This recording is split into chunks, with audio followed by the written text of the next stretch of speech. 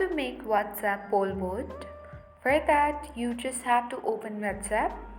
So this feature is applicable on both iOS and Android devices, and you can also make WhatsApp poll votes on private as well as group chats. So, in order to make WhatsApp poll vote, you have to follow the following steps. You can easily go to any private as well as group chats of your wish, and from here you need to select this paperclip icon at the bottom of the screen.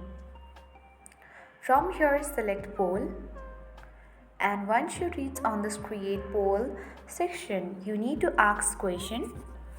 You can ask any question of your choice. Let me write here, where should I or where should we go next?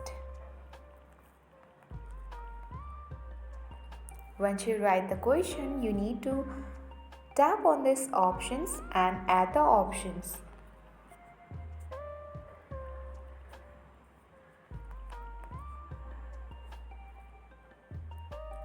After that, you can tap on this arrow icon at the bottom right corner of the screen. Then after that, as you can see that we have successfully made the WhatsApp poll vote and sent to the WhatsApp group chats. So all group members will be notified to participate, and WhatsApp will automatically update the poll each time a vote is casted. So that's it. I hope this video was helpful.